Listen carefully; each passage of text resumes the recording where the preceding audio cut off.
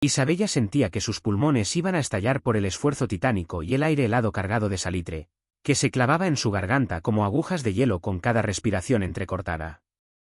Sus manos, desolladas y sangrando por el contacto brutal con el óxido milenario y el metal frío que mordía la piel, luchaban contra un cable de cobre grueso, rígido por el tiempo, que se negaba a conectarse en la oscuridad absoluta y vibrante de la torre. Abajo, el océano rugía no solo como una bestia hambrienta, sino como una entidad primigenia y furiosa, devorando la costa con olas de 10 metros que golpeaban con la fuerza de un tren de carga, haciendo temblar los cimientos de granito del viejo faro abandonado.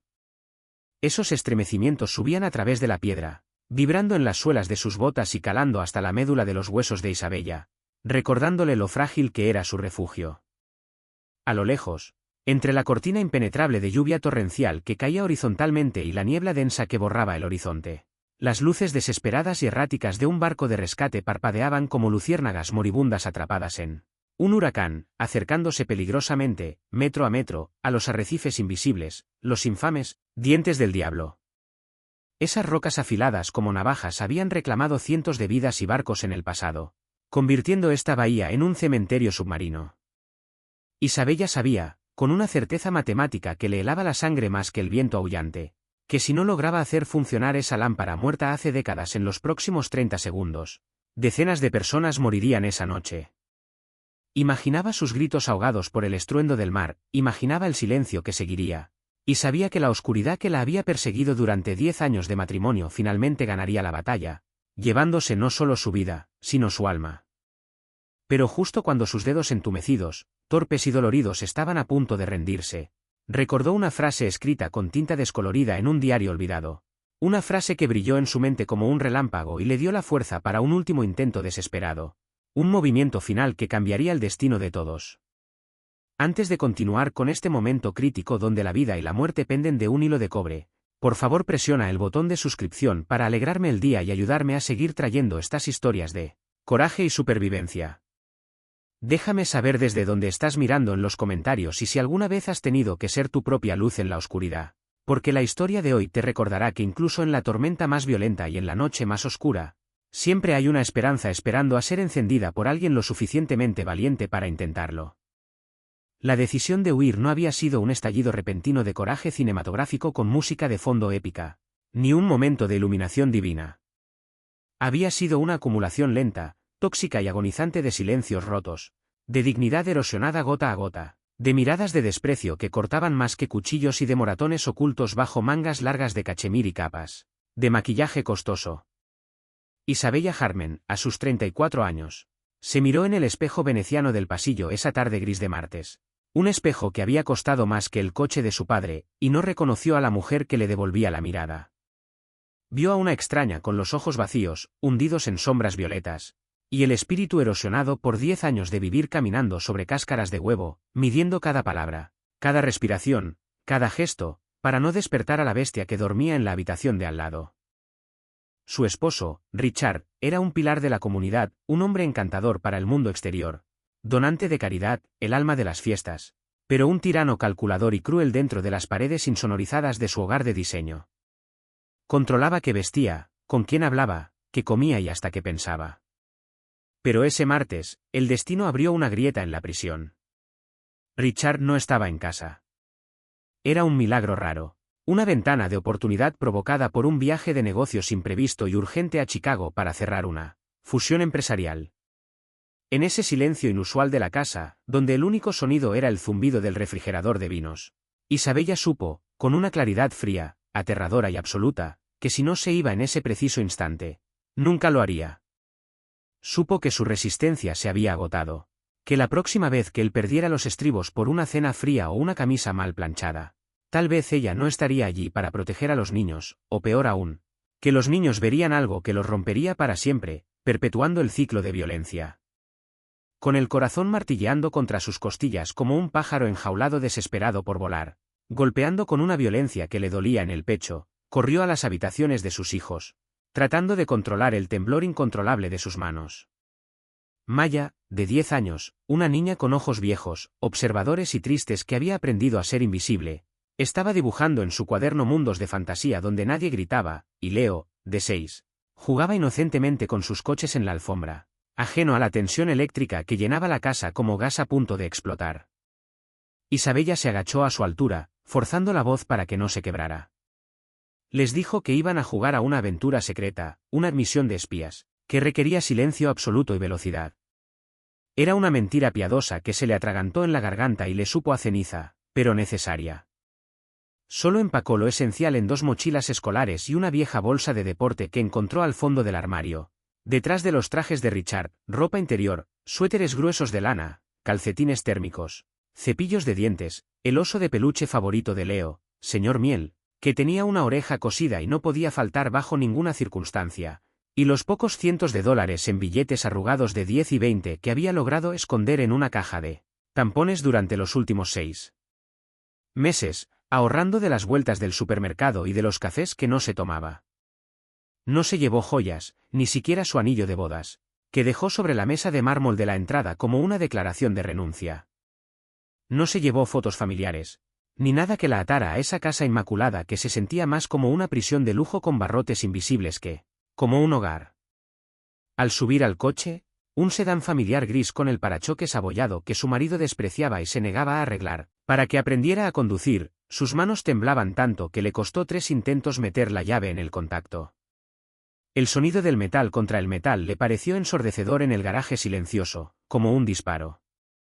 Cuando el motor finalmente rugió, cobrando vida, Isabella soltó un sollozo seco que disfrazó de tos para no asustar a Leo, quien la miraba desde el retrovisor con curiosidad y una pizca de miedo en sus ojos grandes. ¿A dónde vamos, mami?, preguntó Leo, abrazando a su oso contra el cinturón de seguridad. A un lugar seguro, mi amor. A un lugar donde veremos el mar y nadie nos encontrará, respondió ella, forzando una sonrisa que no llegó a sus ojos, mientras presionaba el botón del garaje y veía cómo la puerta se levantaba, revelando la libertad gris de la tarde.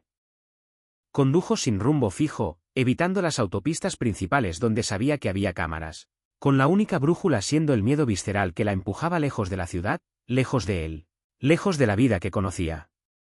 Las horas se convirtieron en una mancha borrosa de asfalto gris interminable, luces de neón parpadeantes de estaciones de servicio baratas donde pagaba en efectivo para no dejar rastro digital de tarjetas de crédito, comprando agua, galletas y gasolina. La lluvia comenzó a caer suavemente al principio, y luego con fuerza, como si el cielo llorara por ella, limpiando el camino detrás de ellos. Isabella miraba obsesivamente por el espejo retrovisor cada pocos segundos, el pánico subiéndole por la garganta cada vez que veía unos faros similares a los del coche deportivo de su esposo. Aunque su mente racional sabía que él estaba a cientos de kilómetros de distancia, probablemente cenando con clientes, pero el miedo no entiende de lógica, solo de instinto de supervivencia animal. Los niños, agotados por la tensión que absorbían de su madre como esponjas, se durmieron en el asiento trasero, ajenos a que su vida anterior, con sus juguetes caros, sus amigos y su escuela privada, había desaparecido para siempre en el retrovisor. Condujo hasta que el indicador de gasolina se encendió con una luz naranja burlona y persistente, y el paisaje urbano y suburbano dio paso a carreteras secundarias olvidadas, bordeadas de bosques densos de pinos oscuros que parecían querer tragar el coche con sus ramas. La carretera se volvió sinuosa, peligrosa y solitaria, sin líneas pintadas en el suelo. Era pasada la medianoche cuando el olor inconfundible a salitre, algas en descomposición y ozono invadió el interior del vehículo, filtrándose por las ventilaciones. Habían llegado a la costa, a una zona olvidada por el turismo y el tiempo, un lugar que no salía en las guías de viaje modernas, un pueblo fantasma de la costa este. El pueblo que apareció ante sus faros estaba prácticamente desierto, como un escenario de película abandonado, con casas de madera victoriana con la pintura descascarada por la sal y el viento, persianas cerradas a cal y canto y barcos pesqueros oxidados varados en la arena negra como esqueletos de ballenas prehistóricas. No había luces en las ventanas, ni gente en las calles, ni siquiera perros ladrando. Solo el sonido del viento silbando entre los cables eléctricos. Isabella siguió conduciendo, buscando instintivamente un lugar donde esconderse, un lugar alejado de la carretera principal, donde nadie pensaría en buscar a una madre y 2 niños de ciudad. Fue entonces cuando lo vio, recortado contra el cielo nocturno y las nubes de tormenta que se acumulaban. Al final de un camino de tierra lleno de baches profundos y charcos de barro, erguido sobre un promontorio de roca negra volcánica que se adentraba desafiante en el mar embravecido, se alzaba un faro. No era el faro pintoresco de las postales, blanco y rojo con flores en la base. Era una estructura imponente y brutalista de piedra gris granito, alta y severa, marcada por cicatrices de 1000 tormentas, con la linterna oscura en la cima como un ojo ciego y vigilante que había perdido su propósito. Parecía abandonado desde hacía décadas, desconectado del mundo moderno, solitario, estoico y resistente. Exactamente como ella se sentía por dentro. Era un espejo de piedra de su propia alma. Isabella detuvo el coche al pie del promontorio, donde el camino terminaba y comenzaba la roca viva. El viento sacudía el vehículo con violencia, silbando a través de las juntas de las puertas, haciendo que el coche se meciera. Despertó a los niños suavemente, acariciando sus cabezas calientes, prometiéndoles con voz suave que todo estaba bien, que era parte de la aventura, aunque por dentro estaba gritando de pánico y agotamiento. Salieron al frío cortante, el viento del océano golpeándoles la cara con fuerza bruta, llenando sus pulmones de aire frío, húmedo y salado. Caminaron hacia la estructura, Isabella iluminando el camino lleno de piedras resbaladizas y charcos con la linterna de su teléfono, sujetando fuerte las manos de sus hijos para que el viento no se los llevara. La puerta de entrada a la base del faro, una pesada losa de roble antiguo reforzada con bandas de hierro corroído por el mar, no tenía candado moderno. Solo un pasador oxidado y grueso que parecía no haberse movido en medio siglo. Isabella dejó a los niños detrás de ella, agarró el metal frío y empujó. El pasador cedió con un gemido metálico agónico y prolongado cuando ella empujó con todo su peso, rompiendo el sello de años de abandono y olvido. El interior estaba helado, más frío incluso que afuera, y olía a humedad concentrada, a polvo antiguo, a madera podrida y a sal seca. Era el olor del tiempo detenido. Telarañas del tamaño de sábanas colgaban de las esquinas como velos fantasmales, y el suelo de piedra estaba cubierto de una capa de arena fina y escombros traídos por el viento a través de las grietas. Pero las paredes eran gruesas, de casi 1 metro de piedra sólida cortada a mano, diseñadas para resistir huracanes, y cuando Isabella cerró la puerta tras de sí y corrió el pasador desde dentro con un golpe seco, el rugido ensordecedor del viento se convirtió instantáneamente en un susurro lejano y amortiguado. El silencio del interior era pesado, casi sagrado, pero seguro. «Nadie puede hacernos daño aquí», susurró Isabella, su voz resonando ligeramente en la estancia vacía, diciéndolo más para convencerse a sí misma que a los niños, mientras el eco de sus palabras subía por la espiral de la torre. Esa primera noche fue una prueba de resistencia física y mental. Exploraron con la luz tenue del móvil, cuidando la batería, y encontraron una habitación en la planta baja que debía haber sido la sala de estar del antiguo farero. Había una chimenea fría y llena de hollín, una mesa de madera maciza llena de marcas de cuchillo y un par de armarios viejos que olían a cedro. En uno de ellos, milagrosamente, encontraron mantas de lana apolilladas pero gruesas y pesadas, de color azul marino con el escudo de la guardia costera apenas visible. Se envolvieron en ellas, acurrucados los tres en un rincón sobre el suelo de madera que crujía con cada movimiento, formando una pila de calor humano, como animales hibernando en una cueva. Maya y Leo, agotados por el viaje y la emoción, se durmieron rápidamente, sus respiraciones acompasadas llenando el silencio. Pero Isabella permaneció despierta, con los ojos abiertos en la oscuridad absoluta, escuchando los crujidos del edificio, el golpe rítmico de las olas contra la base del faro y preguntándose si había cometido el error más grande de su vida o si, por fin, era libre. Cada sombra le parecía una amenaza, cada ruido del asentamiento del edificio le hacía contener el aliento, temiendo que la puerta se abriera y Richard apareciera en el umbral. La mañana trajo una luz gris y difusa que se filtraba por las ventanas sucias y llenas de costras de salitre. El faro, a la luz del día, parecía menos amenazante y más triste, melancólico, como un gigante olvidado que esperaba visita desde hacía demasiado tiempo. Los niños, con la resiliencia mágica y adaptable de la infancia, olvidaron el miedo de la noche anterior y comenzaron a explorar su nuevo castillo de piedra con curiosidad, convirtiendo el polvo en tesoros y las telarañas en decoraciones de Halloween. Isabella, aún con el cuerpo dolorido por la tensión y el suelo duro, los siguió, inspeccionando el lugar con ojos de madre y de arquitecta de su nueva vida. La cocina tenía una estufa de leña antigua de hierro fundido que parecía funcional si lograban limpiarla de óxido, y había una cisterna de agua de lluvia en el patio trasero que, tras hervirla y filtrarla con una camiseta vieja, Podría servir para beber y lavarse. Fue Leo quien hizo el descubrimiento que cambiaría el tono de su estancia y les daría un propósito más allá de la mera supervivencia. Mientras curioseaba en un taller adyacente a la torre principal, un espacio lleno de redes de pesca viejas, boyas de cristal verde rotas y olor a grasa rancia, gritó emocionado. «Mamá, mira. Una caja del tesoro. Es de piratas». Isabella corrió hacia él, el corazón en la boca, temiendo que se hubiera lastimado con algún hierro oxidado o cristal roto. Leo estaba arrodillado frente a una caja de herramientas de metal rojo, abollada, despintada y cubierta de una capa de polvo gris de 2 centímetros. Isabella se arrodilló y levantó la tapa chirriante. Dentro no había oro ni joyas, sino herramientas antiguas de precisión, llaves inglesas forjadas a mano, destornilladores con mangos de madera noble, todo bien engrasado y conservado en trapos de aceite como si el dueño esperara volver mañana. Había también un juego de bombillas de repuesto de un tamaño descomunal para la linterna del faro, envueltas en paja, y, en el fondo, envuelto en hule negro para protegerlo de la humedad, un cuaderno de cuero negro desgastado por el uso constante. Isabella tomó el cuaderno con reverencia, sintiendo la textura del cuero viejo bajo sus dedos. Las páginas estaban amarillentas, frágiles y crujían al pasarlas. Era el diario de bitácora y personal del último farero, un hombre llamado Capitán Walter Reyes. La caligrafía era elegante, inclinada y firme, escrita con pluma fuente en tinta azul que se había desvanecido a gris en algunas partes. Isabella se sentó en un banco de trabajo cojo y comenzó a leer ávidamente mientras los niños jugaban, clasificando las tuercas y tornillos por tamaño, fascinados por el metal. Las entradas hablaban de la soledad inmensa del farero, de la belleza brutal del mar en invierno, de las tormentas que hacían temblar la tierra y de la responsabilidad sagrada, casi religiosa, de mantener la luz encendida a toda costa para salvar a los desconocidos. Pero había pasajes, escritos en los márgenes o en días sin eventos marítimos, que parecían hablarle directamente a ella, a través del abismo del tiempo y el espacio, conectando dos almas solitarias.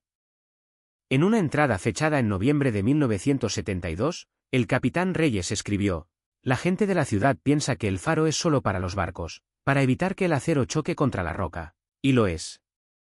Pero también es para nosotros, los que estamos en tierra firme. La luz nos recuerda que, no importa cuán oscura sea la noche, cuán espesa sea la niebla o cuán perdida parezca la esperanza, hay un punto fijo, una verdad inamovible que no se apaga. He visto hombres perdidos en la tormenta, no en el mar, sino en sus propias vidas, ahogándose en sus penas, y creo firmemente que la luz tiene el poder de guiar a cualquiera que esté perdido, de traerlos de vuelta a casa. Si alguien encuentra este lugar cuando yo ya no esté, cuando mis huesos sean polvo, que esta luz lo guíe hacia un nuevo comienzo, como lo hizo conmigo después de la guerra». Esas palabras golpearon a Isabella con la fuerza de una ola física. Se le llenaron los ojos de lágrimas calientes que cayeron sobre el papel viejo. Walter Reyes, un hombre que había vivido y muerto décadas atrás, un extraño total, entendía su dolor, su huida y su necesidad desesperada de dirección mejor que nadie en su vida anterior. En ese momento, bajo la luz polvorienta del taller, Isabella dejó de sentirse como una intrusa, una fugitiva escondida, y comenzó a sentirse como una invitada, o quizás, como una sucesora legítima encargada de un legado espiritual. Los días siguientes se convirtieron en una rutina extraña, dura pero sanadora. Isabella se lanzó a la tarea de limpiar la planta baja con una energía que no sabía que tenía, barriendo años de polvo, frotando los suelos hasta sacar el color de la madera y sacando la basura acumulada.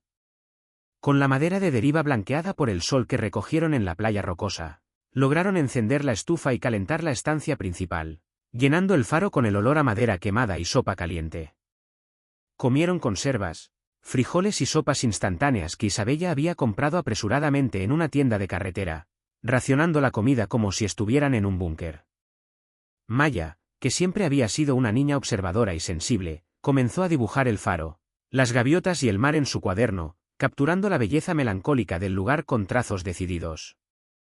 Leo, por su parte, jugaba a ser el ayudante del capitán Reyes, reparando cosas imaginarias con las herramientas del taller, llevando un cinturón de herramientas que le quedaba enorme y dándole órdenes a sus coches de juguete. Sin embargo, la atmósfera de paz frágil cambió drásticamente en la cuarta tarde. El cielo, que había estado gris y plomizo, se tornó de un color verdoso enfermizo, casi negro y morado en el horizonte, como un moretón gigante que se extendía sobre el mar. El viento, que siempre soplaba, dejó de ser una presencia constante para convertirse en aullidos intermitentes y agudos que sacudían las ventanas en sus marcos, probando su resistencia como un lobo intentando derribar una puerta. La presión del aire cayó tan bruscamente que Isabella sintió que se le tapaban los oídos y le dolía la cabeza. Una migraña de tormenta. Los pájaros dejaron de volar y se escondieron en las grietas de los acantilados, y el mar se quedó extrañamente silencioso por un momento antes de rugir. El océano se transformó ante sus ojos. Las olas, ya de por sí grandes, comenzaron a crecer monstruosamente, levantándose como muros de agua oscura coronados de espuma blanca y violenta que golpeaban la costa con un ritmo de tambores de guerra. Isabella sabía, por instinto y por las descripciones detalladas en el diario del capitán Reyes sobre los signos del cielo, que se avecinaba una tormenta mayor, una de esas tempestades históricas que reescriben la línea costera y arrancan árboles de raíz. Al caer la noche, la tormenta golpeó con toda su furia acumulada. El ruido era ensordecedor, una mezcla de aullidos, golpes y rugidos. Parecía que un tren de carga pasaba justo por encima de sus cabezas, una y otra vez. La lluvia golpeaba la piedra como metralla, buscando cualquier grieta para entrar.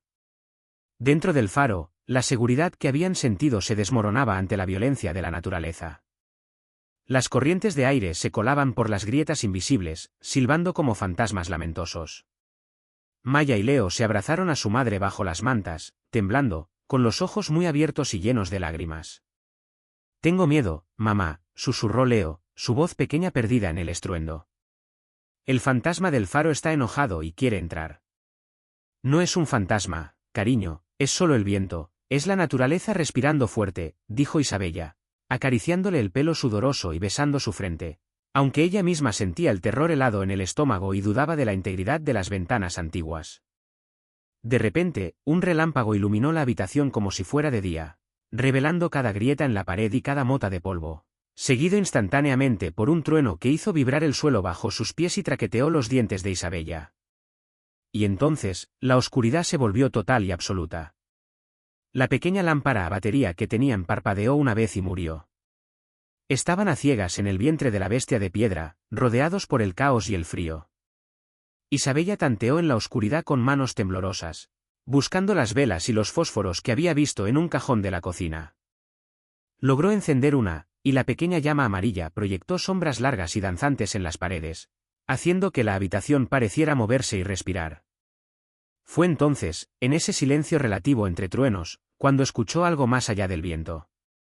Un sonido grave, profundo, mecánico y repetitivo que no pertenecía a la naturaleza. «Bo. Bo». No era un trueno. No era el mar. Era un cuerno de niebla. Un barco estaba cerca, demasiado cerca de la costa, pidiendo ayuda en la oscuridad. Isabella corrió hacia la ventana que daba al mar, limpiando el vaho con la manga de su suéter. A través de la cortina impenetrable de lluvia y la negrura de la noche, vio algo que le heló la sangre y detuvo su corazón. Unas luces tenues, rojas y verdes, bailaban violentamente en el agua, apareciendo y desapareciendo entre las crestas de las olas gigantes. Estaban peligrosamente cerca de los dientes del diablo, una formación rocosa afilada y traicionera que el capitán Reyes mencionaba constantemente en su diario como un cementerio de barcos inevitable para quien no conociera la zona a la perfección. «Están ciegos», murmuró Isabella, comprendiendo la situación con horror. «La tormenta ha apagado las luces de la costa. El faro del pueblo debe haber caído y el GPS no debe funcionar bien con esta interferencia magnética o eléctrica. Van a chocar. Van a morir todos». Miró a sus hijos, acurrucados bajo la manta, iluminados por la vela. Eran tan pequeños, tan frágiles. Miró hacia arriba, hacia la escalera de caracol de hierro que se perdía en la oscuridad del techo, hacia la sala de la linterna que había estado muerta y fría durante 30 años. Sabía lo que tenía que hacer. No era su responsabilidad, no era su trabajo, ella solo estaba huyendo, escondiéndose del mundo y sus problemas. Pero las palabras del diario resonaron en su mente con la voz del capitán, como una orden directa. La luz tiene el poder de guiar a cualquiera que esté perdido. Es nuestro deber mantenerla encendida. Maya, dijo Isabella con voz firme que no admitía réplica, poniendo sus manos sobre los hombros de su hija y mirándola a los ojos con intensidad. Necesito que cuides a tu hermano. Eres la mayor y eres fuerte. No se muevan de aquí, pase lo que pase. Voy a subir a la torre. No, mamá. Está muy oscuro. Tengo miedo. Gritó Maya, agarrándola del brazo con fuerza desesperada, las lágrimas corriendo por su cara. Tengo que hacerlo, Maya. Hay gente en peligro allá afuera, familias como nosotros. Volveré enseguida. Sean valientes, como el capitán Reyes y como yo sé que son. Los amo más que a nada. Isabella se soltó suavemente, tomó la caja de herramientas pesada que pesaba como una losa. Se colocó la linterna frontal que había encontrado en el taller, rogando a Dios que las baterías viejas aguantaran un poco más, y comenzó a subir hacia la oscuridad. La escalera de caracol era de hierro forjado, estrecha, empinada y resbaladiza por la condensación y los años de humedad. Cada paso era una lucha contra la gravedad y el vértigo creciente. El viento aullaba más fuerte a medida que subía, filtrándose por las ventanucas rotas de la torre, empujándola, tratando de hacerla caer al vacío central. Isabella contaba los escalones para no pensar en el miedo. 1, 2, 3. Subió 300 escalones. Sus piernas ardían como si tuviera fuego en los músculos. Su respiración era un rasguido doloroso en su garganta seca. El aire se volvía más frío y ruidoso.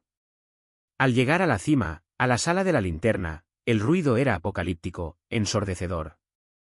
Los cristales de la linterna vibraban con tal fuerza bajo el embate del viento que temía que estallaran en cualquier momento y la llenaran de vidrio afilado.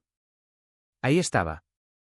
La gran lente de Fresnel, una joya de cristal tallado del tamaño de un hombre, una colmena de vidrio polvorienta y silenciosa que parecía un diamante gigante dormido esperando despertar. En el centro, la lámpara principal, oscura y fría. Isabella sabía, por haber leído el diario esa misma tarde, que el capitán Reyes había instalado un sistema de emergencia redundante, un generador manual y un banco de baterías que podían encender la lámpara si la red eléctrica fallaba, diseñado para situaciones apocalípticas como esta. Pero, ¿funcionaría después de tanto tiempo sin mantenimiento? ¿Estaba todo demasiado oxidado? Se acercó al panel de control, una caja metálica gris llena de interruptores y diales corroídos por el salitre. Abrió la tapa con un destornillador, haciendo saltar las bisagras oxidadas. Un nido de cables sueltos, pelados y desconectados la saludó. El sistema estaba desconectado, saboteado por el tiempo y el abandono. Vamos, Isabella, tú puedes arreglar esto, no es física nuclear, es electricidad básica, se dijo a sí misma en voz alta para no escuchar el viento. Recordó todas las veces que había arreglado la tostadora, el router o la lavadora en casa en silencio porque su esposo se negaba a pagar un técnico y le gritaba inútil si algo no funcionaba. Esa habilidad, nacida del miedo a su reacción y de la necesidad de evitar conflictos, ahora era su única arma, su superpoder secreto. Con las manos entumecidas por el frío glacial, comenzó a trabajar frenéticamente bajo la luz temblorosa de su linterna frontal. Peló los cables con una navaja vieja del capitán. Limpió los contactos sulfatados y verdes con un trozo de lija que encontró en la caja. Sus dedos sangraban, cortados por el cobre afilado y el metal oxidado, la sangre manchando el equipo gris. Pero no sentía dolor, solo una urgencia devoradora. Cada segundo que pasaba, el barco abajo se acercaba metros a la muerte segura en las rocas. Conectó el cable principal al generador de emergencia. Era una manivela pesada de hierro fundido en la base de la lente, diseñada para ser operada por un hombre fuerte. Tenía que girarla manualmente para cargar los condensadores antiguos y dar el chispazo inicial. Isabella agarró la manivela con ambas manos, plantó los pies en el suelo resbaladizo y tiró. Estaba atascada, soldada por el óxido de 30 años. ¡Muévete!, gritó, canalizando toda su rabia, toda su frustración de 10 años de silencio, sumisión y miedo, en ese movimiento. Por mí, por mis hijos, muévete maldita sea. Con un chirrido agónico que sonó como un hueso rompiéndose, la manivela cedió. Isabella comenzó a girar, una y otra vez, ganando velocidad. El sudor frío se mezclaba con sus lágrimas y la suciedad en su cara. El voltímetro en el panel cobró vida, la aguja saltando erráticamente en el dial sucio. 10 voltios. 20. 50. El generador zumbaba, protestando. Sus brazos gritaban de dolor, sus hombros ardían como si estuvieran en llamas. Sentía que se le iban a desgarrar los músculos, que iba a colapsar de agotamiento. Pero no paró. Pensó en Maya y Leo abajo, solos y asustados, confiando en ella. Pensó en la gente en ese barco, padres, madres, hijos, que no volverían a casa si ella fallaba ahora. «Por favor, funciona», suplicó al vacío y a la tormenta, girando con sus últimas fuerzas. La aguja llegó temblando a la zona verde marcada como listo. Isabella soltó la manivela, corrió hacia el interruptor principal, una palanca grande de baquelita negra. Cerró los ojos, rezó una plegaria muda al capitán Reyes y lo bajó con fuerza. Hubo un zumbido eléctrico creciente, como el de un enjambre de abejas furiosas despertando de un largo sueño. La gran lámpara en el centro de la lente parpadeó una vez, débilmente, arrojando una luz ámbar. La oscuridad volvió, burlona. Isabella contuvo el aliento, el corazón detenido en su pecho. Parpadeó 2 veces, más fuerte, iluminando los prismas. Y entonces... luz. Una explosión de luz blanca, pura y cegadora estalló desde el centro de la lente, llenando la sala y cegando a Isabella por un momento. El mecanismo de rotación, alimentado por la misma carga y los engranajes ahora libres, comenzó a girar con un gemido lento, rítmico y majestuoso, clank, birr, clank. El haz de luz, concentrado y potente, magnificado por los prismas de cristal tallado, atravesó los cristales sucios de la torre, cortó la lluvia torrencial y la oscuridad como una espada divina de oro sólido, y se proyectó sobre el mar embravecido, creando un camino de luz en el caos absoluto. Era un dedo de esperanza señalando el camino a casa, visible a kilómetros de distancia. Isabella cayó de rodillas, agotada, llorando y riendo al mismo tiempo, histérica por el alivio y la adrenalina. Se arrastró hasta el cristal y miró hacia abajo, protegiéndose los ojos del resplandor giratorio.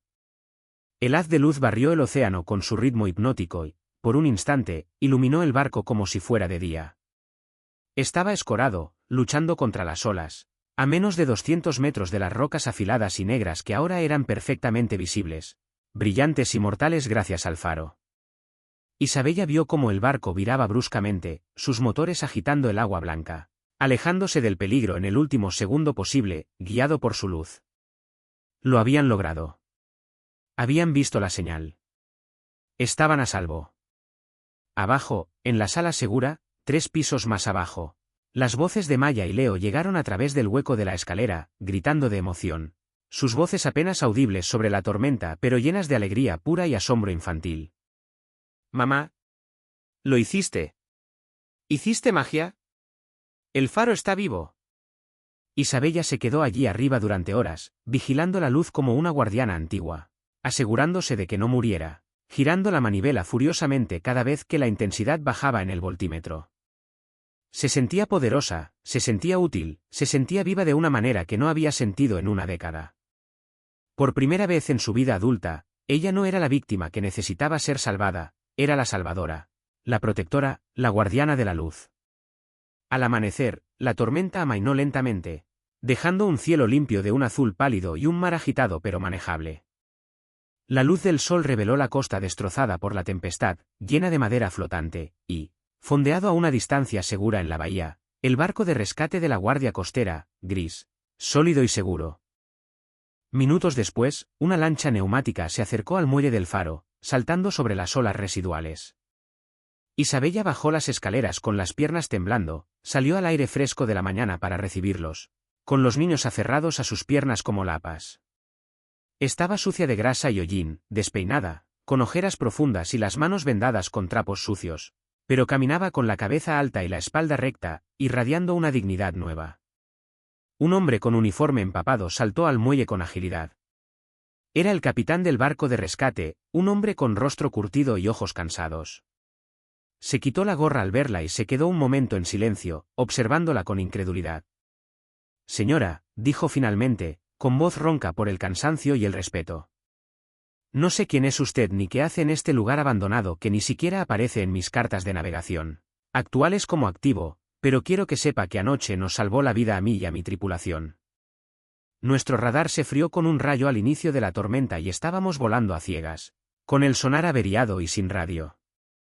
Sin esa luz apareciendo de la nada como un milagro, nos habríamos estrellado contra los dientes del diablo en cuestión de minutos. Éramos 6 hombres a bordo, todos con familia esperándonos en casa. Le debemos la vida. Gracias. Isabella intentó hablar, decir algo coherente, pero la emoción le cerró la garganta. Solo asintió, con lágrimas silenciosas corriendo por sus mejillas sucias, apretando las manos de sus hijos.